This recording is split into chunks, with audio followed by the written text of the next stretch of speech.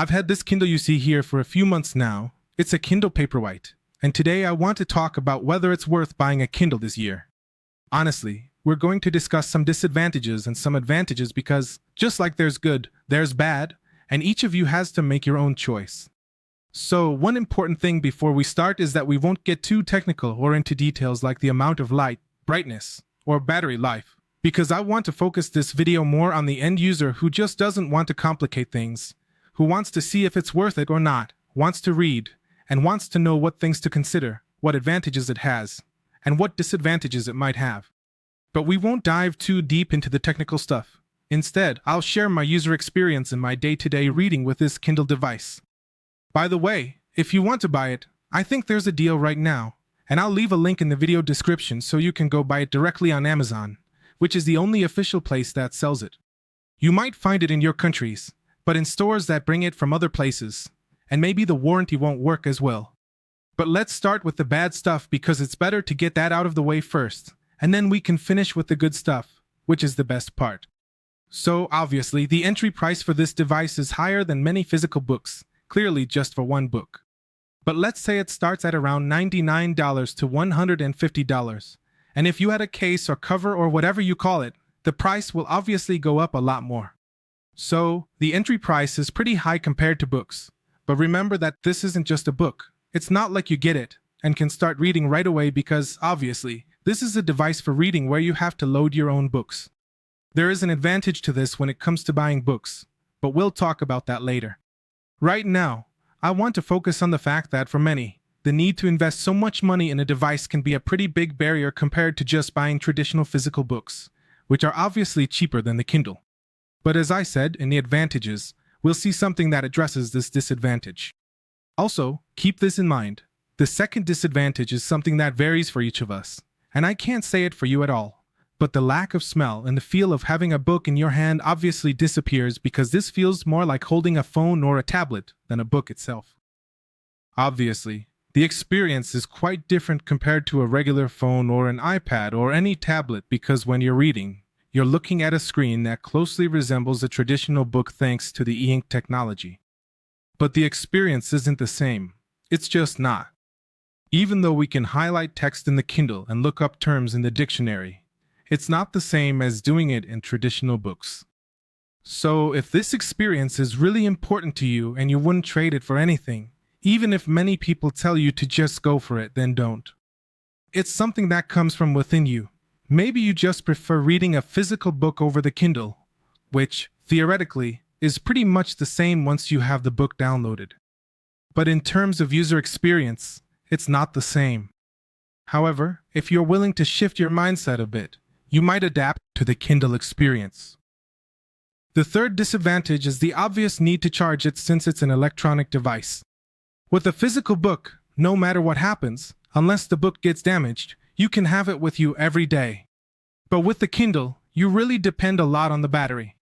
There is an advantage that addresses this point, but it's still important to keep in mind. The fourth point is the impossibility of reselling or giving away your books. Obviously, if I want to lend a book to a friend or anyone else, and I want them to read it, I have to hand over my entire Kindle to them. I have to give it to them so they can use it, take it with them, and read that book. Or if I want to gift it, it's the same deal. But what about traditional books? Obviously, when you have a traditional book, you hold it in your hands, you stop reading it, and if you want to lend it or give it to someone, it's as easy as just handing it over, and you don't have to worry about anything at all. Here, since the book is directly linked to the Kindle, there's no way to take it out or extract it from there unless you do a factory reset. You have a PDF, an EPUB or some kind of book format so that you can give it to the person and they can also read it digitally. But if that person is not a digital reader, then we would have the dilemma of buying a physical book for that person because our books would be 100% digital. And the last disadvantage is associated with the storage of our device. This will depend on which one you are going to buy and what kind of books you are going to watch or if you are going to upload anime, manga and this kind of things that usually tend to weigh more. But let's say, if you buy an 8 GB Kindle, then obviously you are more likely to run out of space soon, but if you buy one of 16 or 32, then obviously it will take you longer to fill all that storage. But if you are a reader of traditional books, then there really wouldn't be any problem because it is very difficult to fill absolutely your entire book library with traditional books. That is, those that only have text and almost no images because these don't usually weigh much. And apart from this, what Amazon does is compress them a little more so the weight is less even, so you can have a lot of books. In fact, this disadvantage becomes an advantage in the end, but well, I think that already believe me that I made a great effort to talk about the disadvantages. I wanted to start with the downsides so you wouldn't think Amazon is paying me or something, as that's not the case. But I can't tell you anything other than this device solves everything. I think the only reason I wouldn't buy a Kindle or tell someone not to buy one would be if they have vision problems. Maybe they can't see well on these screens. Or if they want to keep that traditional book experience, wanting to have their shelves and libraries behind them, like me here recording with a nice aesthetic background and all that. But other than that, I really highly recommend getting a Kindle if you're watching this video because it seriously has everything. So now let's talk about the advantages. I think I'll talk about more advantages than disadvantages. In fact, it was really hard for me to find downsides because it hardly has any. Honestly, it's a game changer. Let's talk advantages. Battery lasts weeks. Charges fast. Storage ample. Cloud helps manage space. Let's start with the advantages. Battery life is impressive. Unless you're reading constantly, it can last weeks or even months with sporadic use. It charges quickly and doesn't drain while reading. When I first got my Kindle, it had about 21% battery and lasted almost a month with regular use. I was surprised by its longevity. Storage is another point. The 8 GB version is hard to fill because modern books are lightweight. Even if you download too many, you don't need to delete them permanently. Use the cloud library to manage space. Delete from the device but keep in the cloud.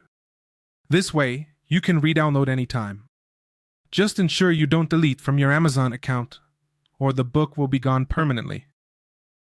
Another disadvantage we have is storage. Believe me, it's definitely extremely difficult for the 8 GB version to fill up because books these days weigh practically nothing. Nowadays, books are absolutely really lightweight, so you can access them anytime.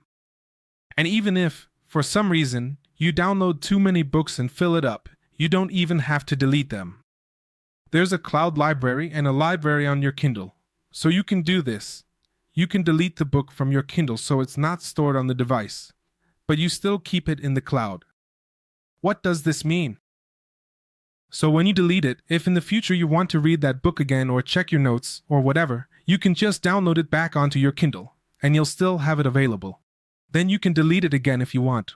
Just a heads up, only delete it from the Kindle. Don't delete it from your Amazon account because that's where you'll run into the problem of the book being completely gone, and there's no way to recover it. The third advantage is access to the world, literally. What do I mean by that? I'm sure if you've wanted to buy a certain book recently and couldn't find it in your country to buy it physically, it's a hassle. A real headache searching through a bunch of places, libraries, and websites to find that book. Sometimes you even have to import it, which jacks up the price because, on top of the book itself, you have to pay for the packaging and shipping, and in some countries, it can get pretty pricey. What about taxes they have to pay? Well, with the Kindle it's super easy. Why?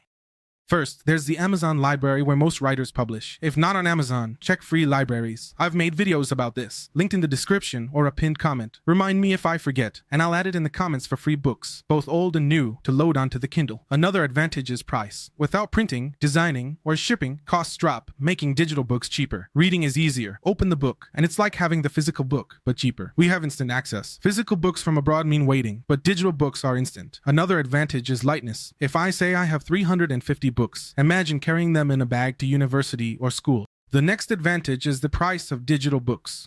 Without the need for printing, design, or shipping, costs are reduced, benefiting consumers. Digital books are cheaper, and reading on a device is convenient, as it feels like having a physical book without the cost. We have instant access anytime. Physical books ordered from abroad involve waiting and hassle, but digital purchases are immediate. Another advantage is the lightness. Imagine carrying 350 books. It's impossible.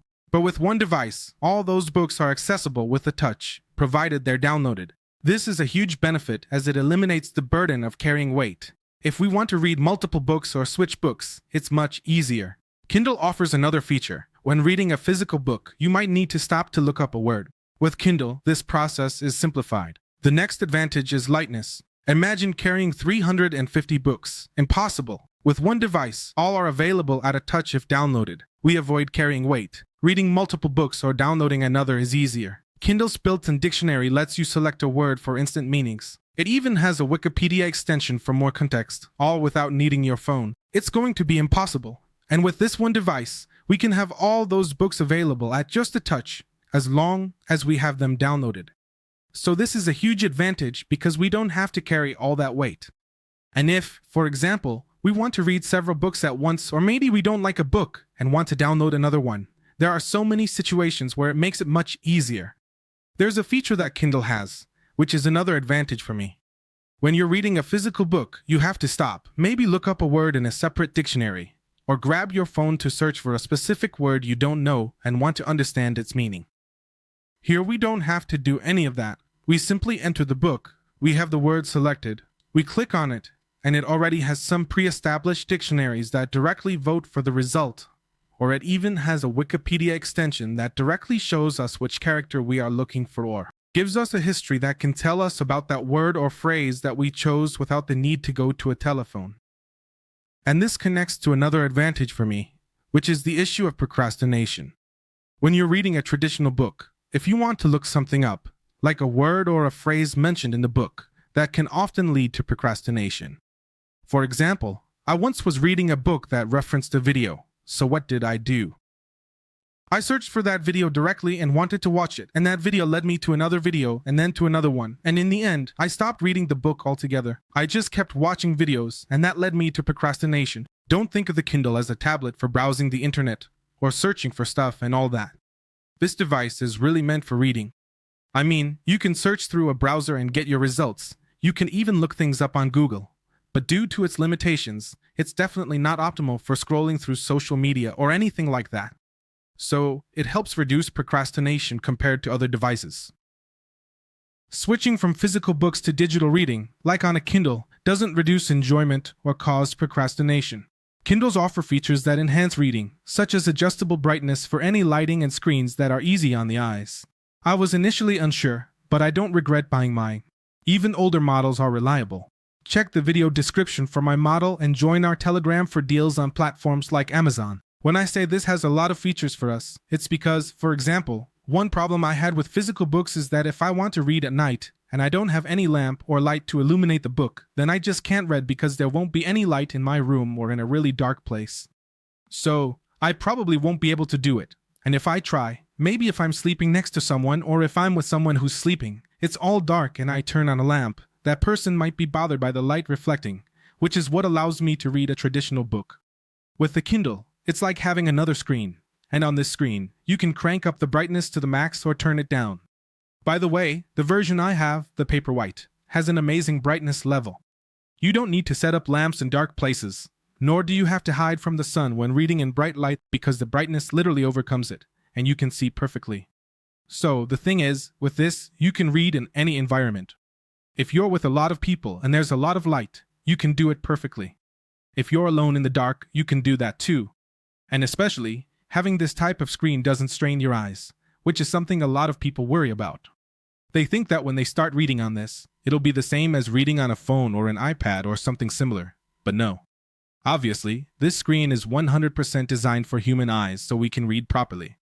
Sure, over time, we might get tired, but we won't feel fatigued like we would watching a YouTube video on a phone, where our eyes get irritated after a while. This screen is completely adapted, and it feels like you're literally reading a book. So, if you have any other questions, leave them in the comments, and I'll gladly respond. If you're unsure about whether to buy it, I totally get it. I was pretty indecisive at first too, thinking, is it really worth it? But after I bought it, believe me, I don't regret it at all. That said, it depends on each of you which version you want. Honestly, even the older versions from that year are still worth it. I've seen videos like this where people have had their Kindles for years and are still using the same one. It still works for them just fine. Maybe the battery drains a bit faster, but it's not like it goes from lasting 10 days to 10 minutes. It might go from 10 days to 9.5 days, so it doesn't change that much. So, it really depends on you which version you want to buy. I'll leave the one I have in the video description in case you want to buy it. And by the way, if you're someone who's always on the lookout for deals, remember we have a Telegram link in the description so you can join and discover offers we'll be sending out constantly from different platforms like Amazon, AliExpress, etc. It could even be for the Kindle when it's on sale, and we'll send the link in there. See you next time. Bye. It could even be for the Kindle when it's on sale. And if you want to buy it, we'll be sending the link. It's in the description.